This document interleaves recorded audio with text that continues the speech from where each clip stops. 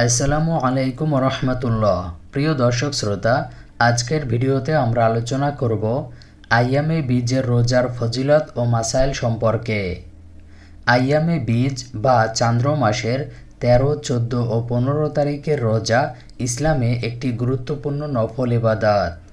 এই রোজার বিশেষ ফজিলত সম্পর্কে রাসূলুল্লাহ সাল্লাল্লাহু আলাইহি ওয়াসাল্লাম বহু হাদিস বর্ণনা করেছেন। আসুন জেনে নেই এই রোজার বিস্তারিত ফজিলত ও মাসাইল। 1 নম্বর, আইয়ামে বীজের রোজার বিধান। এই রোজা রাখা মুস্তাহাব। ইমাম নববী রহমাতুল্লাহ আলাইহি বলেন, আইয়ামে বীজের রোজা সুন্নাতে মুআক্কাদা। তবে উল্লেখ্য যে নির্ভরযোগ্য আলেমদের বড় একটি দল এই রোজার বিশেষ ফজিলত বর্ণনা করলেও একমত যে না রাখলে গুনাহ হবে না। যেমন ইমাম ইবনে কুদামা রহমাতুল্লাহ আলাইহি বলেন, এটি মুস্তাহাব আমল, ফরজ বা ওয়াজিব নয়। 2 নম্বর, পবিত্র কোরআন ও হাদিসের দলিল। সূরা ইনসানের 7 নম্বর আয়াতে আল্লাহ তাআলা বলেন, তারা আল্লাহর প্রেমে মিসকিন, ইয়াতিম ও বন্দীকে আহার করায়। ইমাম কুরতুবী রহমাতুল্লাহ আলাইহি তাফসিরে বলেন, এই আয়াতের তাফসিরে অনেক সাহাবী আইয়ামে বীজের রোজার কথা উল্লেখ করেছেন। ইবনে আব্বাস রাদিয়াল্লাহু তাআলা আনহু, মুজাহিদ রহমাতুল্লাহ আলাইহি প্রমুখ সাহাবী ও তাবিঈন থেকে বর্ণিত হয়েছে যে তারা এই আয়াতের আহার করায় শব্দের ব্যাখ্যায় বলেছেন, এটি বিশেষত সেই সব লোকদের কথা যারা আইয়ামে বীজের রোজা রাখেন এবং রোজার দিনে ইফতারের সময় মিসকিনদের খাওয়ান। হযরত আবু হুরায়রা রাদিয়াল্লাহু তাআলা আনহু থেকে বর্ণিত, আমার প্রিয় বন্ধু রাসূলুল্লাহ সাল্লাল্লাহু আলাইহি ওয়াসাল্লাম আমাকে 3টি আমলের নির্দেশ দিয়েছিলেন। মাসে 3 দিন রোজা রাখা, 2 রাকাত চাশতের নামাজ পড়া এবং বিতির নামাজের আগে না ঘুমানো।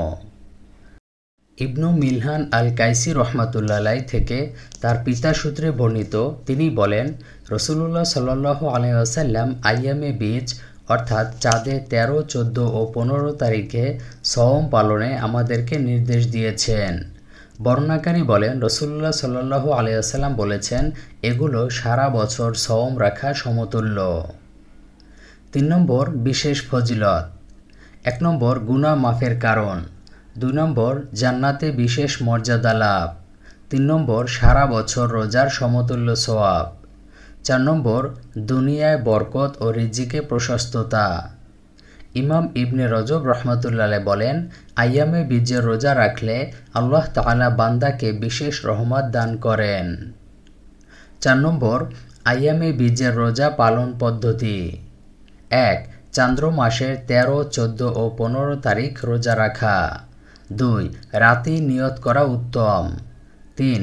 সাহরি ও ইফতারের সময় সাধারণ রোজার মতোই। 5 নম্বর, বিশেষ নির্দেশনা।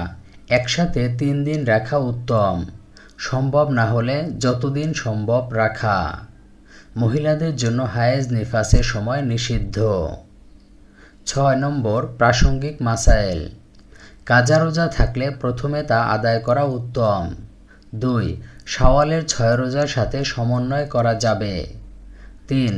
অসুস্থ হলে পরবর্তীতে রাখা যাবে। মোট কথা হলো, আইয়ামে বীজের রোজা ইসলামের একটি সহজ কিন্তু ফজিলতপূর্ণ আমল। প্রতি মাসে এই 3 দিন রোজা রাখার মাধ্যমে আমরা রাসূলুল্লাহ সাল্লাল্লাহু আলাইহি ওয়াসাল্লামের সুন্নাতের অনুসরণ করতে পারি এবং আল্লাহর বিশেষ রহমত লাভ করতে পারি। আসুন আমরা এই মহান সুন্নাতের অনুসরণ করি এবং আল্লাহর সন্তুষ্টি অর্জনের চেষ্টা করি।